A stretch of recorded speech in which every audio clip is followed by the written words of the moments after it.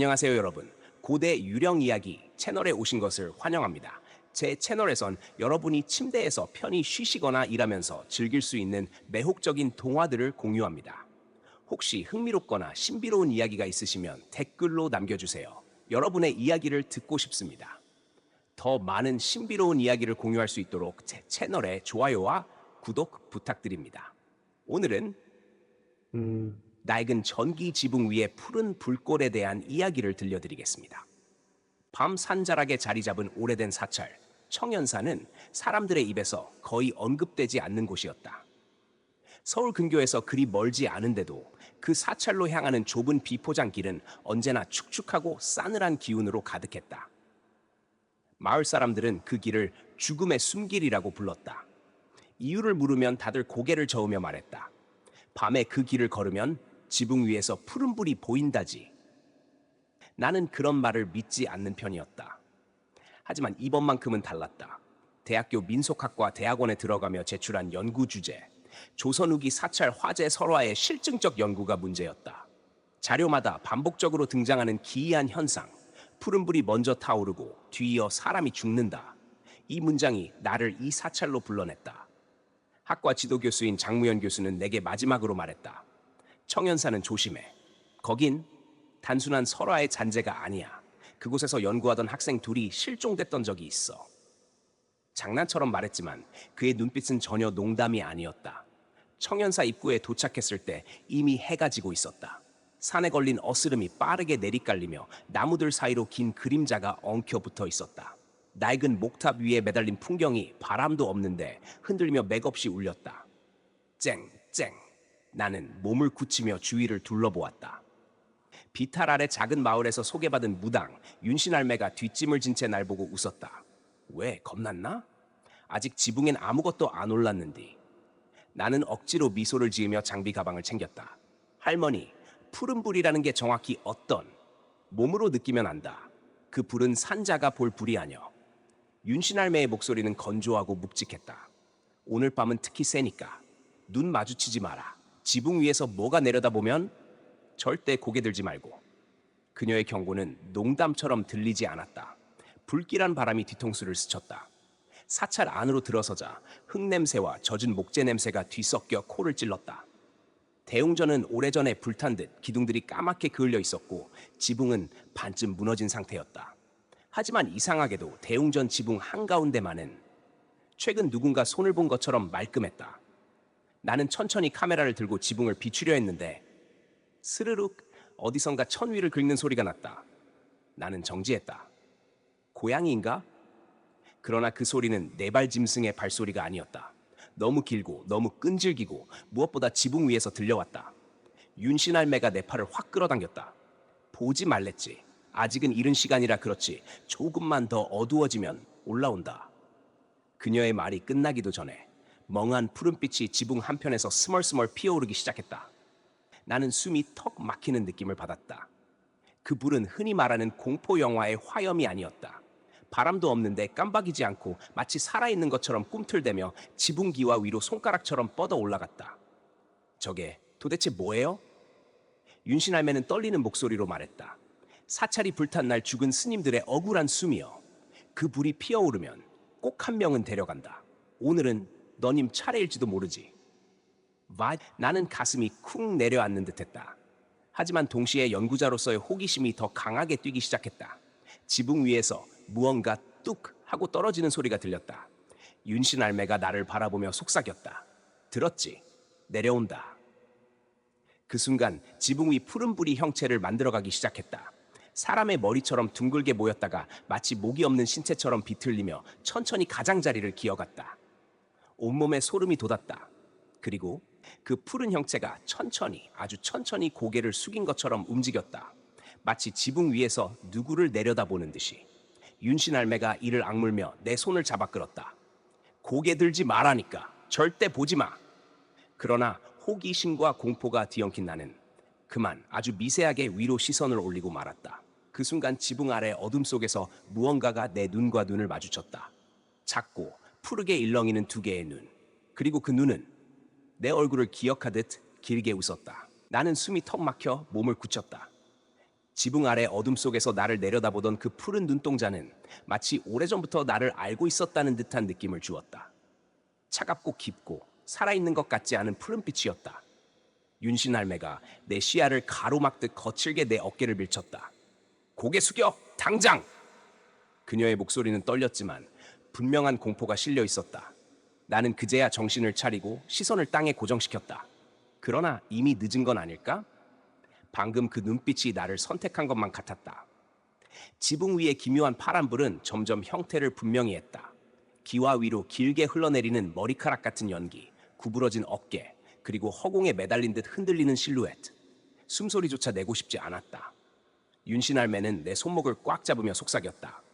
이제 사찰 안으론 들어가지 말어. 대웅전 지붕은 죽은 스님들이 처음 붙잡아 끌고 가는 자리여. 하지만 나는 이미 그곳에 들어갈 준비를 하고 있었다. 나의 연구와 논문, 실종된 대학원생들, 그리고 이 사찰의 비화. 체념한 듯 턱을 굳힌 나는 낮게 말했다. 저 안을 봐야 해요. 지붕 위에 왜 그런 게 보이는지, 기록들에 왜 푸른불의 사찰이라고 적힌 건지. 윤신 할매는 핏발선 눈으로 나를 노려봤다. 그건 인간이 알아서는 안 되는 것들이요. 그녀의 음성이 멀어지려는 순간 지붕 위에서 불이 툭 하고 튀었다. 마치 아까의 시선이 다시 나를 찾기라도 한 듯. 나는 억지로 그 시선을 외면하며 대웅전 안으로 발을 옮겼다. 대웅전 내부 문을 밀자 곰팡이 냄새가 폭발하듯 올라왔다. 가죽이 썩는 듯한 축축하고 오래된 흙내음 속에 다른 무언가가 섞여 있었다. 그을린 냄새. 마치 여기가 아직도 타고 있는 듯한. 바닥에는 까맣게 탄 목재와 금속 파편들이 널려 있었다. 촛불 자리였을 것 같은 받침들이 녹아내려 비틀린 형체를 하고 있었다. 그리고 중앙에는 그을렸지만 형태를 유지한 조그만 불상 하나가 있었다. 불상을 향한 첫 발을 내딛는 순간 끼이 천장에서 갑자기 마찰음 같은 소리가 들렸다. 나는 반사적으로 위를 바라보려다 아까의 경고가 떠올라 급히 고개를 내렸다. 하지만 이미 들려오는 발자국 소리는 명확했다. 치석, 치석, 천장 위에서 무언가가 기어다니고 있었다. 가볍고 빠른 움직임이 아니라 몸 전체를 질질 끌며 움직이는 소리. 나는 손전등을 켜지 않은 채 숨을 죽였다. 고개 들지 마. 절대 보지 마. 그러나 천장은 낮았고 소리는 점점 가까워졌다. 마치 바로 내 머리 위를 지나가는 듯. 툭! 무언가가 천장에서 바닥으로 떨어졌다. 너무 가볍지도 너무 무겁지도 않은 중량. 나는 천천히 옆으로 시선을 내리깔았다. 발치에서 파란빛이 희미하게 번졌다. 그리고 그 파란빛 속에서 검게 탄 손가락 5개가 바닥을 움켜쥐고 있었다. 숨이 뱃속에서 얼어붙었다. 손가락은 천천히 끈질기게 움직였다. 마치 타 죽은 사람의 마지막 몸부림처럼 기와 조각을 긁으며 앞으로 기어왔다. 나는 뒤로 물러나려 했지만 딱! 뭔가가 내 뒤에서 문을 잠갔다. 대웅전의 문은 자동으로 잠기는 구조가 아니었다. 누군가가 혹은 무언가가 밖에서 문을 닫은 것이다. 닫힌 문. 누구 있어요? 문 좀. 그러나 소리는 벽에 부딪혀 메아리만 남았다. 천장 위에 기어다니는 소리도 사라졌다. 대신 숨소리가 들렸다. 이건 내 숨소리가 아니었다. 내 앞 파란빛 손가락이 꿈틀거리는 바로 그곳에서 뭔가가 호흡하고 있었다. 부서진 목재 사이로 보이는 어둠 속에서 하얗게 벗겨진 발목 같은 것이 살짝 드러났다. 그리고 그 뒤로 머리가 없는 상반신이 끌려 나오듯 나타났다. 탄 자국과 흰 살점이 섞인 등 검게 타 찢어진 승복 조각. 그 형체는 머리가 없는데도 움직이고 있었다. 나는 식은땀을 흘리며 뒤로 물러섰다. 그러나 문은 열리지 않았다. 밖에서 잠근 힘이 너무 강했다. 형체가 천천히 자세를 낮추며 기어왔다. 타 죽은 몸에서 푸른불이 피어올라 천장에 닿을 듯 흔들렸다. 그리고 목이 있어야 할 자리에 어딘가에 잘려나간 듯한 검은 구멍에서 작은 푸른 눈 2개가 뜨였다. 아까 지붕 위에서 날 내려다보던 그 눈. 그것은 입도 없는 자리에서 씹어 삼키는 듯한 소리를 냈다. 크르르륵! 나는 그 자리에서 무너질 것 같은 다리를 억지로 버티며 뛰는 목소리로 중얼거렸다. 당신은 누구야? 그러자 푸른 눈이 마치 기억을 되찾은 사람처럼 반응했다. 형체가 멈췄다. 타버린 손가락이 바닥을 긁으며 글자 같은 모양을 만들었다. 나는 조심스럽게 입을 열었다. 네? 넌? 날 말하는 거야? 그 순간 파란불이 크게 솟구쳤다. 그리고 형체가 내게 훅 들이닥치며 내 귀에 직접 속삭였다. 너는 돌아왔구나. 나는 숨이 턱 막혀 몸을 굳혔다. 지붕 아래 어둠 속에서 나를 내려다보던 그 푸른 눈동자는 마치 오래전부터 나를 알고 있었다는 듯한 느낌을 주었다.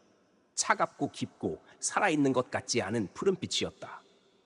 윤신 할매가 내 시야를 가로막듯 거칠게 내 어깨를 밀쳤다. 고개 숙여. 당장! 그녀의 목소리는 떨렸지만 분명한 공포가 실려 있었다.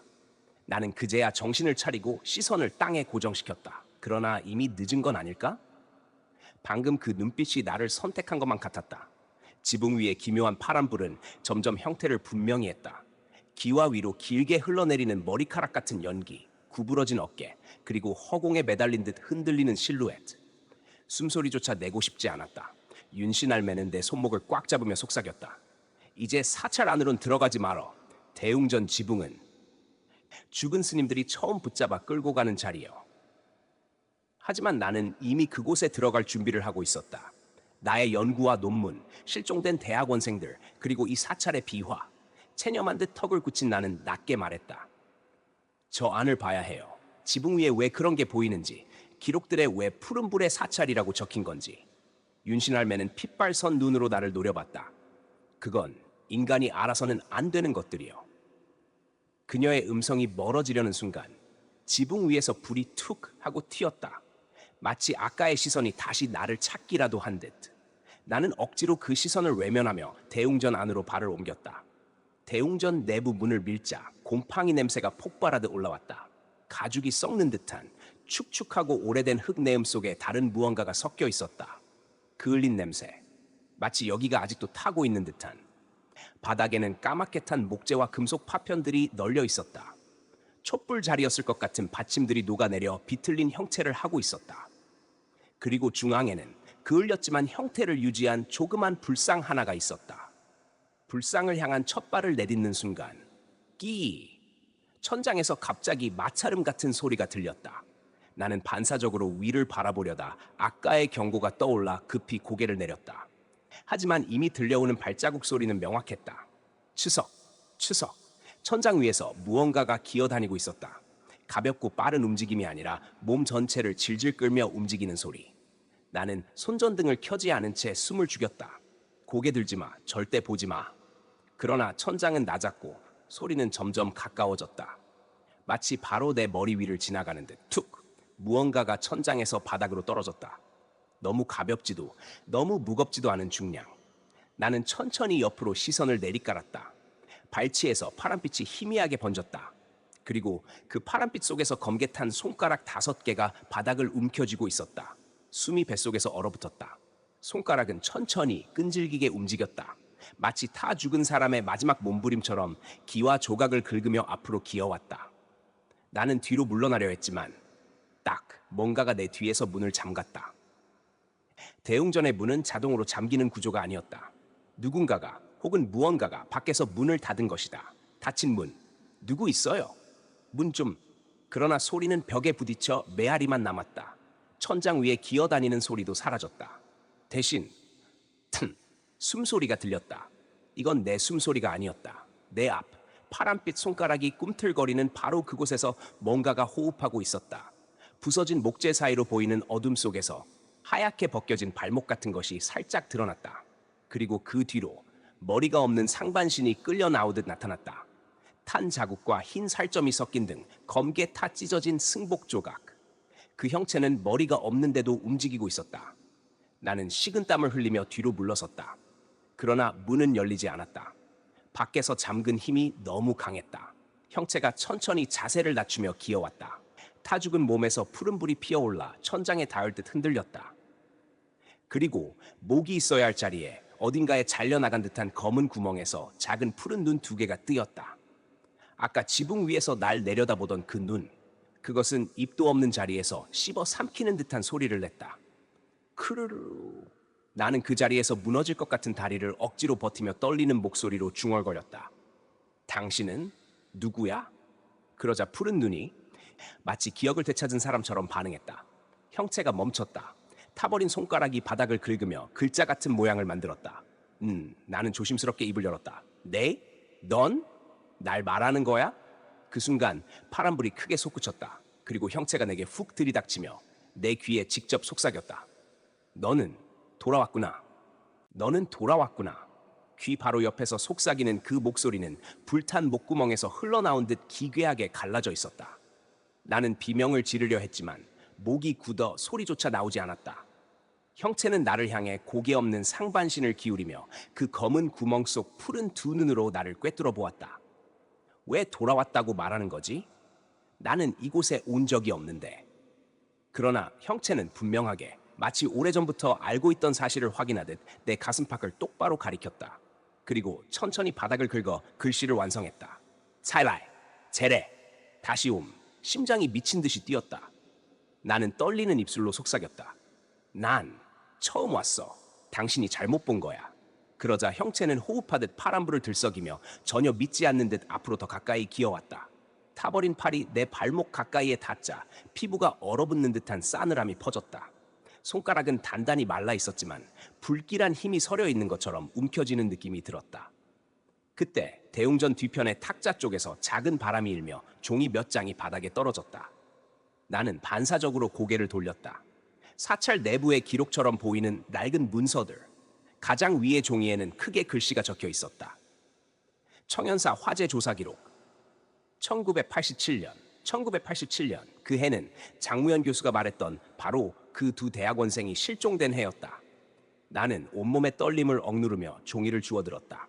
그 문서에는 희미하게 적혀 있었다. 대웅전 지붕에서 처음 발견된 파란불은 단순한 인광 현상이 아님이 분명하다. 마치 특정한 사람을 부르는 듯한 성질을 지닌다. 그리고 그 아래 붉은 펜으로 급하게 더 쓴 흔적. 희생자는 모두 한 인물과 유사한 얼굴형. 두 학생 또한 거의 닮아 있었다. 지붕 위의 존재는 같은 사람을 찾고 있다. 숨이 턱 막혔다. 그러면 형체가 말한 너는 돌아왔다는 내 얼굴이 예전에 죽은 누군가와 닮았다는 뜻인가? 나는 곧바로 문서를 넘겼다. 1987년 4월 17일 사찰의 방화가 일어났을 당시 스님 한 명이 끝까지 대웅전을 지키려 했다. 하지만 그는 불길 속에서 탈출하지 못했고 시신도 온전히 찾지 못했다. 그리고 마지막 문장. 스님의 제자였던 한 남학생은 불이 나기 직전 실종되었다. 문서를 읽는 순간 내 등 뒤에서 불탄 형체의 푸른 눈이 번쩍 커졌다. 그리고 그 존재는 갑자기 나를 끌어당기듯 손을 뻗어왔다. 악! 나는 뒤로 넘어지며 몸을 비틀었다. 형체는 머리가 없는 자리를 떨며 울부짖는 듯한 소리를 냈다. 끼악! 그 소리는 고막을 찢을 듯했고 파란불은 마치 폭발하듯 주위를 뒤덮었다. 형체는 내 바로 앞에서 멈추더니 갑자기 허리를 굽혀 바닥에 글자를 긁었다. 시, 스승, 시, 그리고 또 하나.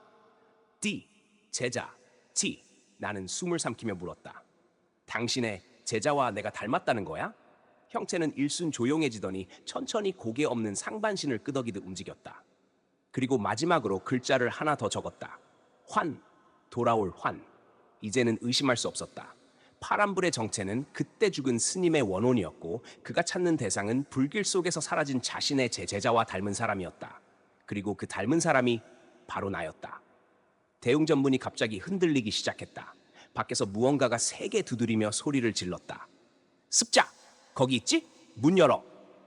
윤신 할매의 목소리였다. 그러나 문은 저절로 열리지 않았다. 형체가 그 앞에서 파란불을 휘감고 서 있었기 때문이었다. 나는 마지막 남은 용기를 짜내 속삭였다. 왜? 날 찾는 거야? 형체가 멈췄다. 그리고 천천히, 정말 천천히 내게 손을 뻗었다. 손끝에서 파란불이 피어오르며 표정 없는 두 눈이 빛났다. 그러고서 처음으로 입 없는 자리가 움직였다. 너는 나를 버리고 도망갔잖아. 나는 얼어붙었다. 그 말은 누군가를 향한 원망이었고 스승이 제자에게 건네는 절규였다. 그러나 문제는 그 형체는 나를 제자라고 확신하고 있었다. 나를 1987년에 이미 죽은 누군가라고. 푸른불이 갑자기 솟구쳤다. 형체는 나를 끌어안 듯 다가오며 마지막 속삭임을 남겼다. 이제 다시 데려가겠다. 그 순간 대웅전 전체가 파란불로 타오르기 시작했다. 대웅전 내부는 삽시간에 푸른불로 물들었다. 그러나 그 불길은 뜨겁지 않았다. 오히려 얼음처럼 차가워 내 피부를 스치는 순간 피가 멎는 듯한 감각만 남겼다. 형체가 내 코앞까지 다가왔다. 머리 없는 목덜미에서 새어나오는 바람 같은 숨결이 내 볼을 스치며 떨리듯 흔들렸다. 나는 뒤로 도망치려 했지만 발목이 이미 얼어붙어 움직이지 않았다. 형체의 손이 내 발목에 닿는 순간 차가운 기운이 뼛속까지 파고들었다. 그 존재는 마치 오래 기다린 순간이라도 온 듯 나를 향해 두 팔을 벌렸다. 그리고 천천히, 정말 천천히 나를 끌어안았다. 그때 바깥에서 윤신할매의 목소리가 다시 들렸다. 안 돼. 너까지 데려가면 그 원호는 완전해져 불어. 문이 버티지 못하고 쾅 하고 열리자 찬 외풍이 대웅전을 휘감았다. 윤신할매는 비틀거리며 안으로 뛰어들었다. 그녀는 자신의 비녀를 뽑아 바닥에 힘껏 꽂더니 절규하듯 외쳤다. 청연사 사화의 어코나, 사람을 착각하지 마라. 이 애는 네 제자가 아니여. 하지만 형체는 들은 채도 하지 않았다. 파란불은 더욱 거세졌고 대웅전의 기둥들이 서서히 사라지는 듯 흔들렸다. 윤신할매가 내 손목을 잡고 필사적으로 당겼다. 빨리 나와. 너까지 잡히면 이 절은 더 이상 버티지 못 쳐. 그러나 형체는 내 허리를 부여잡고 놓지 않았다. 끼악!